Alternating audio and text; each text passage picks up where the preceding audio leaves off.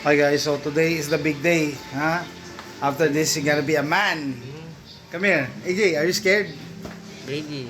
Why? This. Tell me. Your mom wants to know. Yeah.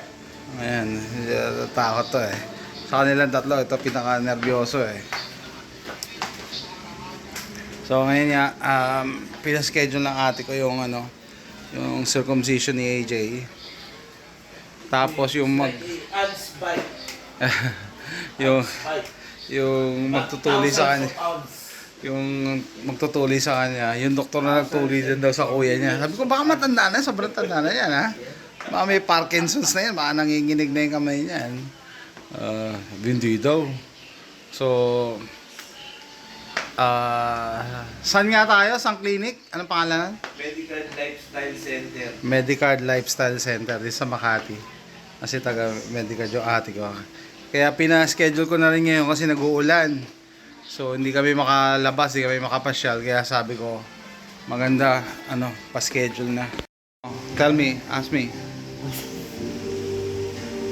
Do it again, ask me again. The skin. What's your question about the skin? What the word? What? Tell me. Is it going to be raining a lot? No. Skin doesn't bleed a lot. You said it's gonna bleed. Yeah, but not a lot.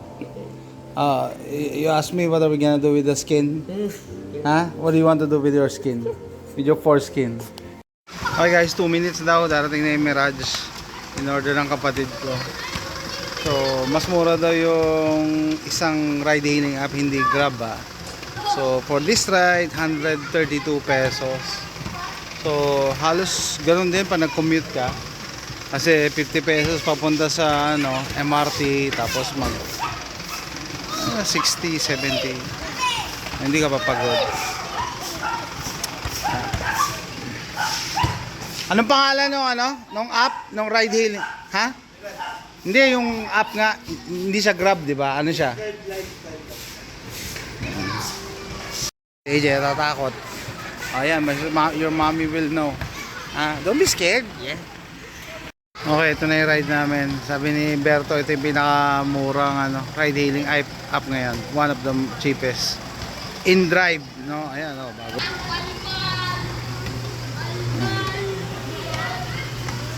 Go, sarap ka na, Berto.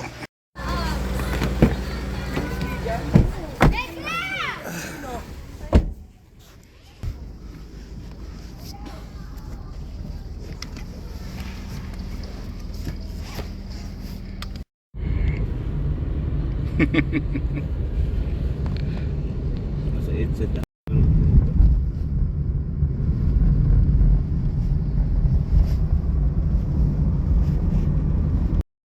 Okay guys, Makati na kami. Makati na.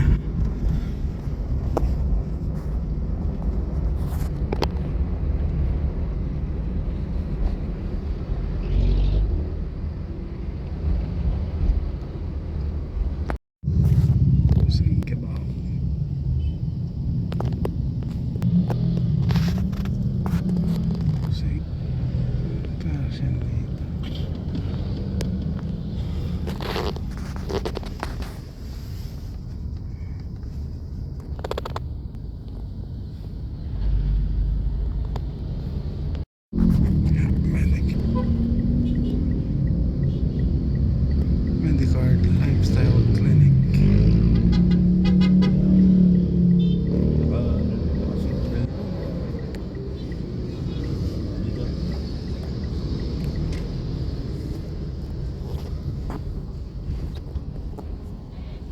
Lalim naman ito.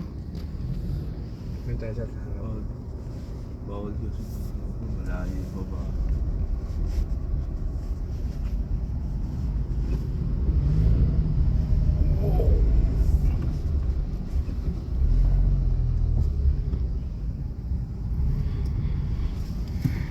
I think I remember this place.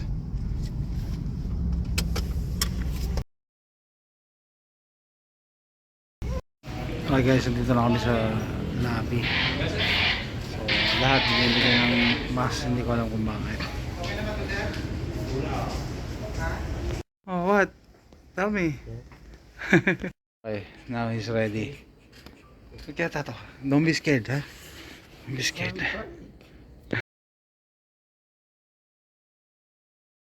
Okay guys, 45 minutes, around 45 minutes na siya sa loob. Tapos na daw, dinedressing na lang. Ay. Come on, I got it. Sit down, sit down. You're a man now. I'll tell your mom, how was it? Painful. I'm still in pain. You're still in pain? But you survived. You're good. You're a man now. You just gotta wait 1 week. That's it. That's it, yeah.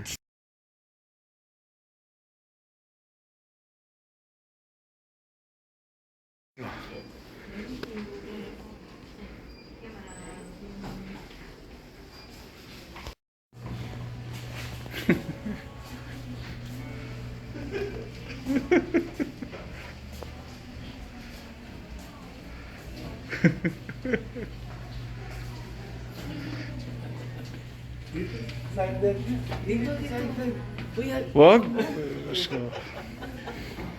Meron naman elevator eh. Okay guys, nandito kami sa pharmacy side ng Medicard building. Dito na rin kukunin yung reseta. Ayan, dito kami sa Medicard. Dito na rin kinuha yung reseta. So, hindi ko lang magkano siningil ng doktor. Ate ko babayad eh, pati mga gamot. Nakakatawa lang yung ate ko. Kasi vice president to ng Medicard. Ito clinic to ng Medicard eh. So sinita niya yung nurse na nag-asikaso kay AJ.